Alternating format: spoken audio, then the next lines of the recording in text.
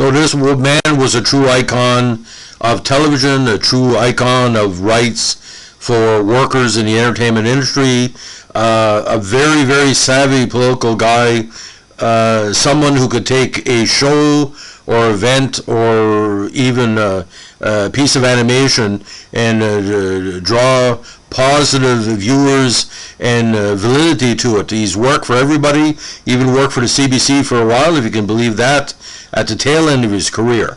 Now, for the newer generation, those under 30, this name, you only hear it in passing. But in the 1960s, 70s, and 80s, Ed Asner was probably a top 5 entertainer, basically for TV, but also would show up again in miniseries or elite productions. Now, he died today on August 29th, probably of natural causes, obviously at 91. Life is on an ebb flow, but he will never be forgotten because basically he was Ed Asner. He played himself in all the shows he was in, sometimes gruff, highly intelligent, took a comedic character in Lou Grant and made it a dramatic character without a step. So he went from comedy to drama and the same kind of character and changed Emmy history. We'll talk about that in a second. Now, Eddie Asner, known generally as Ed Asner, was an American actor, a voice artist, and a multi-year president of the Screen Actors Guild, or SAG. He was perhaps best known for, again, his role as Lou Grant during the 70s and 80s on Mary Tyler Moore and Lou Grant. I wouldn't call Lou Grant a spin-off of Mary Tyler Moore, but he used the same characters. Now, he was one of the few television actors portrayed the same character in both a comedy and a drama. He was the most honored male performer in the history of the Primetime Emmys, having won 7. 5 for Lou Grant, 3 for supporting actor in a comedy and 2 as lead actor, as well as other performances. His other Emmys came, of course, in 2 of the most significant television miniseries of the 1970s, the very underrated Rich Man, Poor Man, where he won for Outstanding Lead Actor for a single performance in TV series, outdueling Nick Nolte and Peter Strauss for most of the major awards for that, and of all things, Roots, for which he won an outstanding single performance by a supporting actor in a TV series. If you're going to get anybody to play a slave owner in a good way, it would be obviously Ed Asner, because a longtime Democrat fought for the rights of the workers since birth. Now, he also played John Wayne's adversary Bart Jason in El Dorado in 1966, and also played Santa Claus in several films, including 2003's Elf. Now, in 2009, and probably one of his most memorable modern performances, he played the voice of Carl Fredricksen, the lead character in Pixar's award-winning animated film Up, and also made a guest appearance on CSI New York. Now, in early 2011, he returned to television as Butcher Hank Grisak in Working Class, and that year he also starred in Michael Tuesdays and Thursdays on CBC, and also in The Glades. Asner also guest stars as Guy Redmayne in the 6th season of The Good Wife. In 2020, he guest starred in an episode of Modern Family and had a recurring role as James Staghorn Sr. on Briar Patch. Now, born Eddie Asner in Kansas City, Missouri, November 15, 1929. His Ashkenazi Jewish immigrant parents were Lizzie, a housewife, and Morris David Asner from Lithuania, who ran a second-hand shop and junkyard. He was raised in an Orthodox Jewish family and given the Hebrew name Yitzhak.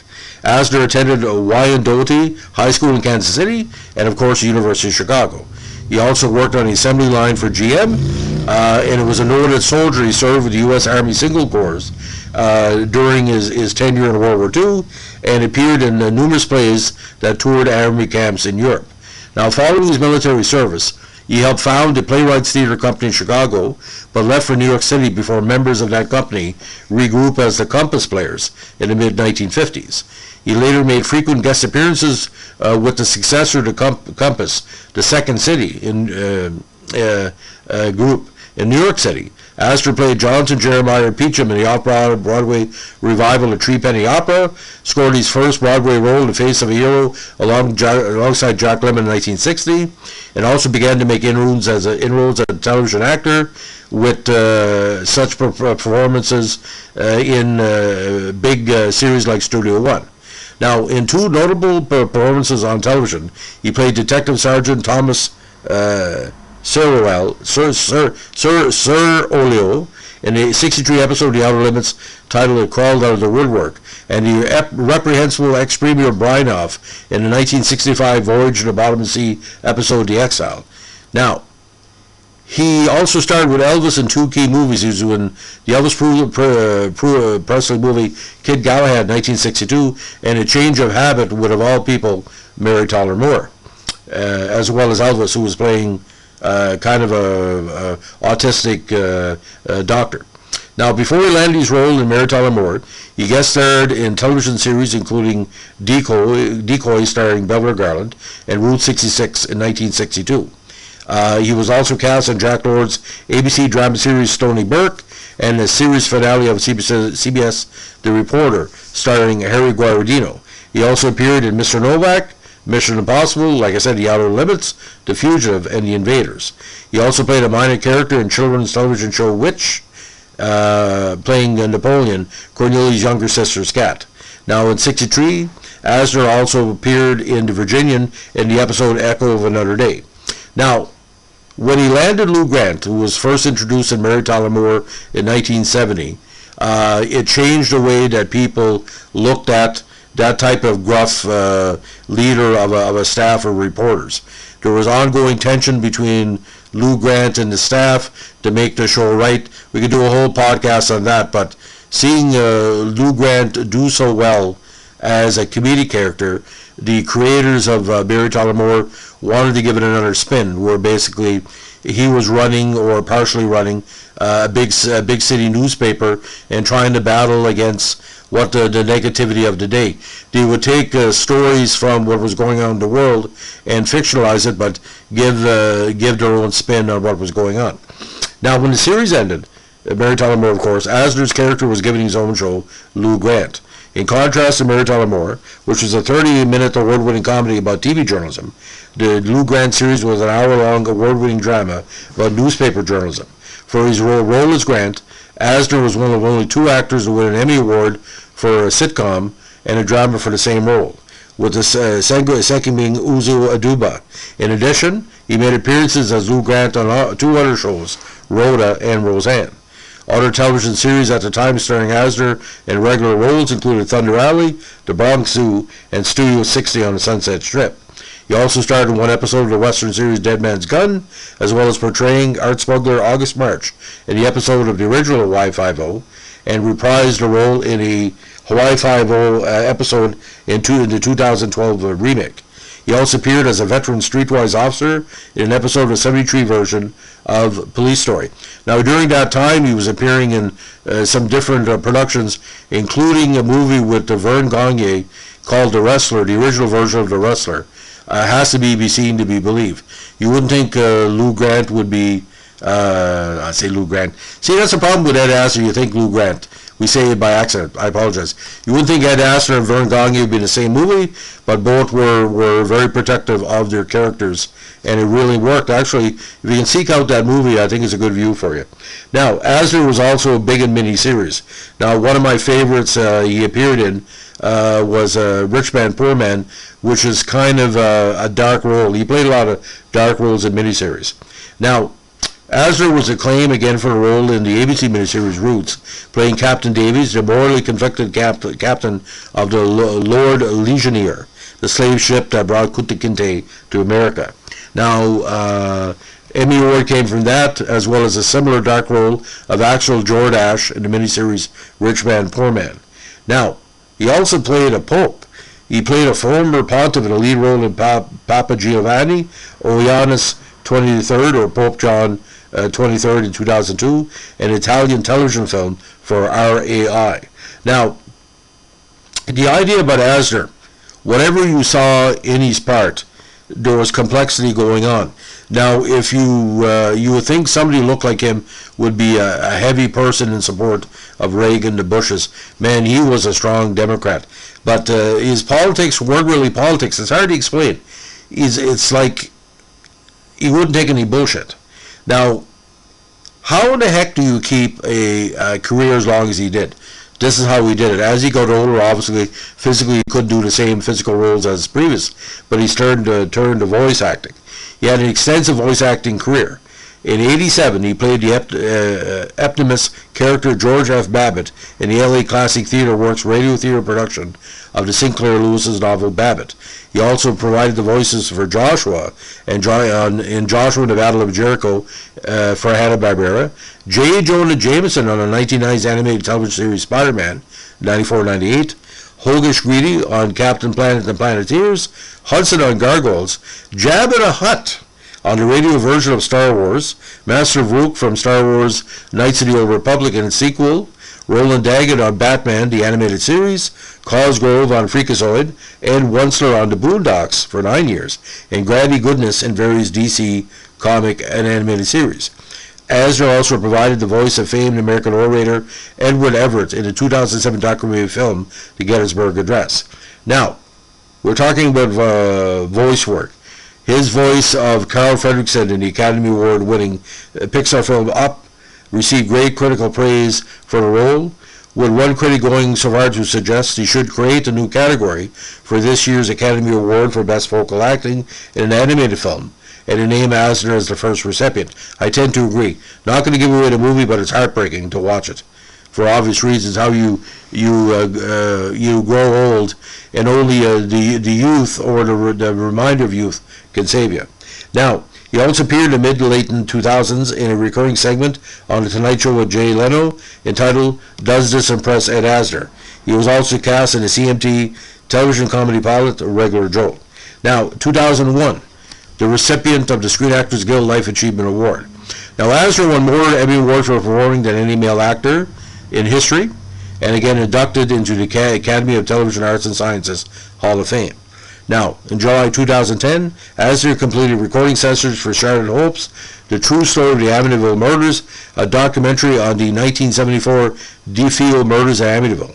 Now, Asner served as a narrator for the film, which covers a forensic analysis of the murders. The trial in which 23-year-old Defoe's son, Ronald DeFeo, was convicted of the killings, and a subsequent haunting story which was revealed to be a hoax. Now, in 2010, Asner played the title role in FDR, a stage production about the life of President Franklin Delano Roosevelt. He subsequently continued to tour the play throughout the country for quite some time. In January 2001, again, he took on the role supporting cast in the CMT original production of First called Working Class. He also made an appearance in the independent comedy feature Not Another B Movie, and has a major role as a billionaire Warren Buffett in HBO's economic drama Too Big to Fail. Now, Asner also provided voiceover narration for many documentaries and films about social activism, including Tiger by the Tail, a doc film that detailed the efforts of Eric Marin and the campaign to keep GM Ben Nyes open to keep General Motors assembly plant there running. He was also did a public radio show and podcast, playing on air, appearing in Warren Light's The Final Interrogation of Ceausescu's Dog with Jesse Eisenberg, and Mike Reese's New York Story. Asner was also the voiceover narrator for the 2006 documentary Behind the Fear, The Hidden Story of HIV, which was a controversial study of the AIDS debate. Now, a 2014 documentary titled My Friend Ed, directed by Sharon Baker, focused on the actor's life and career. It won Best Short Documentary at the New York Independent Film Festival. Now, in 2018, he was cast in the Netflix dark comedy Dead to Me, which premiered on May 3rd, 2019. It starred Christina Applegate, Linda Cardellini, and James Marsden. In 2018, he also portrayed Johnny Lawrence's stepfather, Sid Weinberg, in a guest role on the Cobra Kai series. Now, in 2016, he took on the role of Holocaust survivor Milton Saltzman in Jeff Cohen's acclaimed play, The Soak Myth, in a reading at the Lincoln Center's Bruno Walter Theater in New York City. He subsequently toured for the next 2 years in concert readings of the play in more than a dozen cities across the United States. In 2019, PBS flagship station WNET filmed the concert reading at the New York Center for Jewish History for the Royal Arts Channel. The performance, which is available for free worldwide live streaming, co-stars Tova Feldish, Ned Eisenberg, and Liba Vandenberg. Now, let's get his political side. He served 2 terms as president of SAG, in which capacity during the 80s he opposed U.S. policy in Central America, working closely with the Alliance for Survival. He played a prominent role in the 80s SAG strike. He has also been active in a variety of other causes, such as the movement to free Mumia Abu Jamal and a movement to establish the California OneCare single-payer health care in California, for which he created a television advertisement. He endorsed Barack Obama during the 2008 presidential election.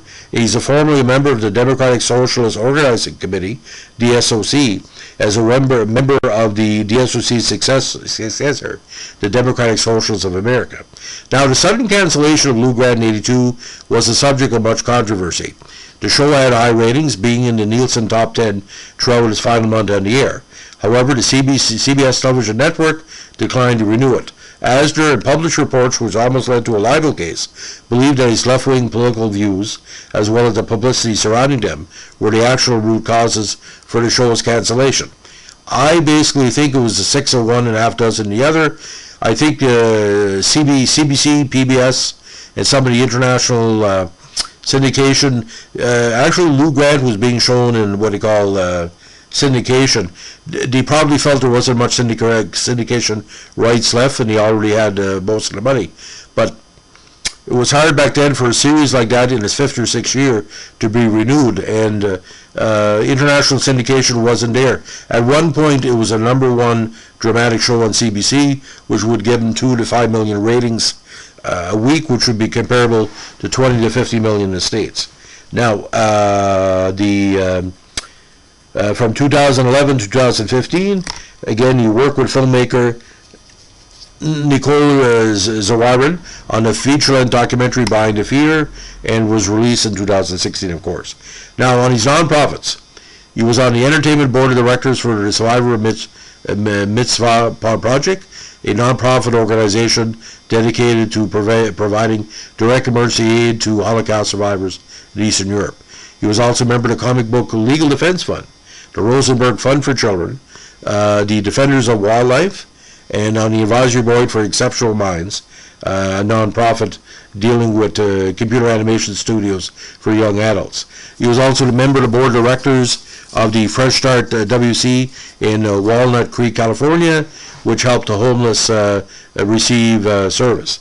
Now, a supporter of Humane Borders, an organization based in Tucson, Arizona, which maintains water stations in the Sonoran Desert for use by undocumented migrants, with the goal of preventing deaths by dehydration exposure. Now, the Ed Asner Family Center was founded by Asner's son, Matt Asner, in 2017. The center provides arts and vocational enrichments, counseling services, and support groups in camps and special needs individuals and their families. Now, the terrorist attack really impacted him quite heavy, but he voiced support for 9/11 conspiracy theories. In 2004, he signed a statement released by the conspiracy theorist organization 9/11 Truth that called for a new investigation into the September 11 attacks. A brief summary of the reasons for his position appears in a video available on YouTube. He confirmed his support for the statement in 2009. He also narrated the documentary film, The Old Factor Behind the War on Terror. Some of his theories and the theories and the conspiracies were Yahoo, but the thing is, Ed Asner was involved in so many camps, you couldn't keep up, as we say. It wasn't like something was going to get him banned because, that's what the States is like now, because people have certain theories, and as Canadians, we know we're all pretty well incorrect, but neither here nor there. Now, in April 2004, he wrote an open letter to peace and justice leaders, encouraged them to demand full 9/11 truth throughout the organization 9/11 Visibility Project. In 2011, Asner hosted the Architects and Engineers for 9/11 Truth documentary on the collapse of 7 World Trade Center, which endorsed the unsupported fringe theory that the building was taken down by controlled demolition. which I don't agree with, but that's his theory. Now, on March 30th, 2012, the Screen Actors Guild and the American Federation of Television and Radio Artists completed a merger of equals, forming a new union, SAG-AFTRA. Asner was adamantly opposed to such a merger, arguing that the planned merger would destroy the SAG's health plan and disempower actors. Asner and a group of fellow actors and voice actors, including Martin Sheen and Ed Harris, filed but later dropped a lawsuit against SAG President Ken Howard and several SAG vice presidents, seeking to have the merger overturned and the two unions separated again to the pre-merger organizations. The lawsuit was formally dismissed on May 22nd, 2012. Can you imagine Martin Sheen, Ed Harris, Ken Howard, and Ed Asner fighting over the same issues? They're probably the only four that would know what we're talking about. You think it's complicated with the Greens in Canada. I can imagine what it was like. Now, Asner's personal life was quite interesting. He was married to Nancy Sykes from 1959 to 1988, but he eventually divorced. They have 3 children, including twins Matthew and Lisa and Kate. In 1987, he had a son named Charles with Carol Jean Vogelman. Asner was a parent and grandparent of a child with autism, as was involved with the organization Autism Speaks. He also served as a board member and advisor for Asper Tech, a non-profit organization that trains high-functioning autistic persons to test software and perform quality assurance services to companies. Now, he became engaged to producer Cindy Gilmore in 1991. They married on August 2nd, 1998. Gilmore eventually filed for legal separation in 2007, and Asner eventually filed for divorce in 2015. Now, the filmography started with Ed in 1961. His first role was The Murdermen, but from then on, some key parts again: Kid Galahad, El Dorado, Change of Habit, They Call Me Mr. Tibbs, of course, was Sidney Poitier, The Wrestler, of course, 1974, the Disney movie Gus, Fort Apache, The Bronx, The Christmas Star, Moon of Reparador, very underrated movie, JFK, again, the Kevin Costner vehicle, Gargoyles, the movie, A Christmas Carol, 1997 version, Hard Rain, The Bachelor, Elf, a lot of Christmas movies, The Christmas Card, Christmas Here Again, Christmas Cottage, of course, Up, a lot of voice work, and continue on to be announced. Two projects are still coming up, Awaken and A Gettysburg Address. But on TV, again, since all over the place, Studio One, Route 66, Decoy, Naked City, The Outlaws, Alfred Hitchcock Presents, The Untouchables, Dr. Kildare, Alfred Hitchcock Hour, The Virginian, Stony Burke, Ben Casey, Lieutenant, Outer Limits, Richard Boone Show, Defenders, Mr. Novak, Bob Hope Chrysler Theater, Slattery's People, very underrated series, The Farmer's Daughter, Profiles in Courage, Gunsmoke, The Fugitive, Voyage to the Bottomless Sea, Burke's Law, A Man Called Shenandoah, The Rat Patrol, Run for Your Life, another underrated series, The FBI, The Girl from U.N.C.L.E., The Invaders, Judd for Defense, Ironside, Insight, The Wild Wild West, Mission Impossible, Medical Center, The Name of the Game, Here Comes the Bride, CBS Playhouse, The Old Man Who Cried Wolf, Mod Squad, Mary Tyler Moore Show, of course. Also had time to do Police Story for a number of guest episodes. Rhoda, Wide World of Mysteries, Hawaii Five-O, then Rich Man, Poor Man, Roots, Lou Grant, The Gathering, very underrated movie. The Tender is the Night with Peter Strauss, very underrated miniseries. The Great Adventure Stories of the Bible, Tall Tales and Legends, Highway to Heaven, The Bronx Zoo, Captain Planet and the Planeteers, Batman the Animated Series, Animaniacs, Dinosaurs, Thunder Alley, Gargoyles, Spider-Man, Duckman, Freakazoid, Roseanne, Real Adventures of Johnny Quest, Mad About You, Dead Man's Gun, very underrated series, Jumanji, the animated episodes, and on, X-Files, Superman, the animated series, of course, The Simpsons, Touched by an Angel, Becoming Dick, Johnny Bravo, Family Guy, Dharma and Greg, Curb Your Enthusiasm, The Ellen Show, King of the Hill, ER, Duck Dodgers, the Justice League Unlimited, the Boondocks, of course, we talked about that, Studio 60 on the Sunset Strip, American Dad, Cleveland Show, on and on and on and on. And, Cobra Kai most recently, MacGyver most recently, Grace and Frankie, even Doom Patrol. And in 2020-21, again, the last one was Doug Days, which is coming up very soon. Did a lot of video games and audio games. So we're going to look very quickly at the awards, mostly the major ones. Cable Ace, a few nominations. Daytime Emmys, he was nominated for an Outstanding Performer in an Animated Program for something called Word Girl, Golden Globes. Best Supporting Actor Television for Mary Tyler Moore. He won with them. Again, best won twice actually. Best Supporting Actor Television for Rich Man, Poor Man, and two Best Actor Television Series Drama in 77 and 79, and nominated 3 other times.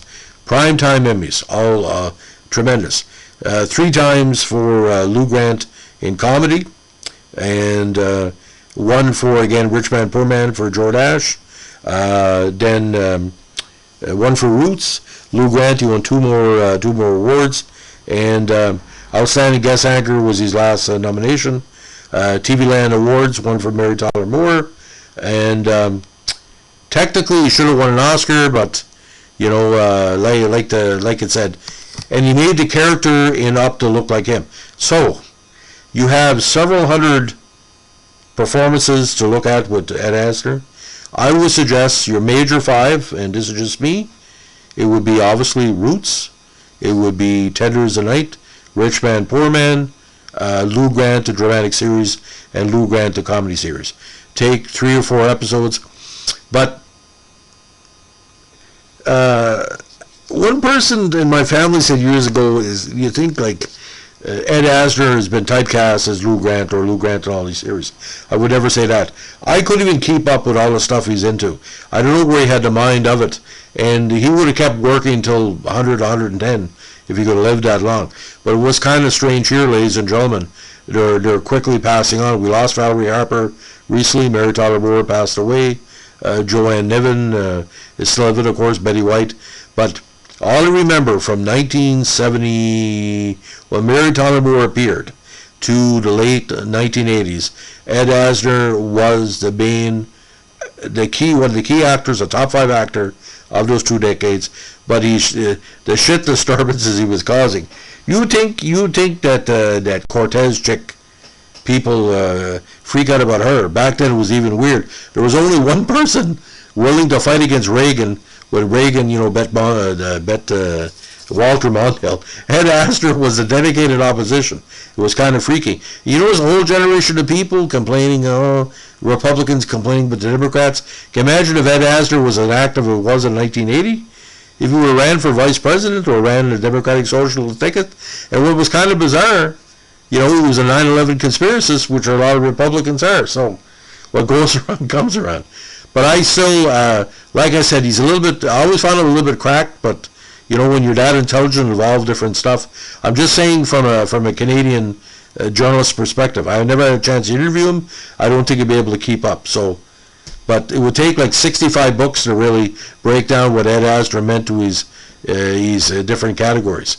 And like I said, the loyal opposition, whatever it is, he was against it, literally and figuratively.